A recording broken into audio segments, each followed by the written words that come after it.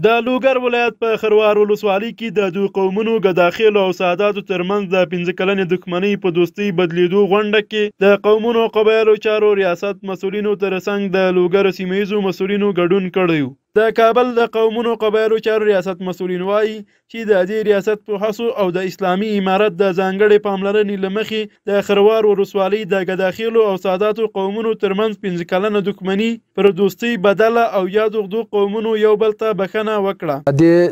دا خو وروسته له ډېرو تحقیقاتو او معلوماتو نه مقتول جانب هغوم الحمدلله هغه عذر ومانه او عفوه یې وکړله او مسله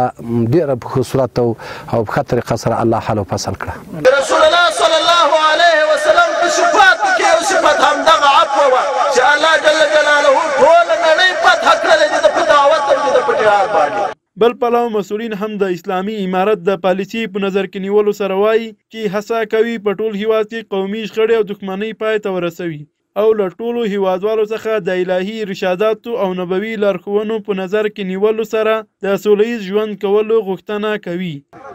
داسې عادات او خصلتونه د ځان سره مه پیدا کوئ چې د هغې نه نفرت جوړېږي. دا دنیا دا دار د بقا نه ده. دې کې تاسو ته بهتره معلومه ده چې تقریبا د یوې ثانیې په اندازه باندې څوک چاته تضمین نشي ورکولی. موږ له علماو سره مشوره کړې، موږ له سپین ږیرو سره مشوره کړې، موږ له مختلفو اقوامو قبایلو سره مشوره کړې، حتی موږ له کوچي او له دیشین سره مشوره کړې، موږ له مشرانو تجربه کارو خلکو سره مشوره کړې، موږ له مفتیانو کې استفتاء کړې،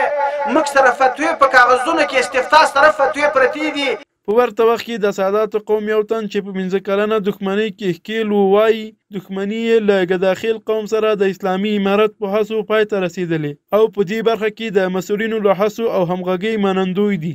نور موږ د دغو محترمینو حضارو په حضور کې د دې په دغو خلو راتګ باندې د دغو په دې تکلیفو باندې چې له کابل او له لوګر او له غزنی له کومه چې راغله موږ ته محترم دي، موږ بخښش. د لوګر ولایت د خروار ولسوالۍ د دغو دوو قومونو ترمنځ دښمني په داسې حال کې پای ته رسیږي چې د قبایلو او قومونو چارو ریاست په هڅو او د اسلامي امارت د ځانګړې پاملرنې له مخې په ټول هیواد کې سلګونه قومي شخړې او دښمنۍ پر دوستۍ بدلې شوې دي.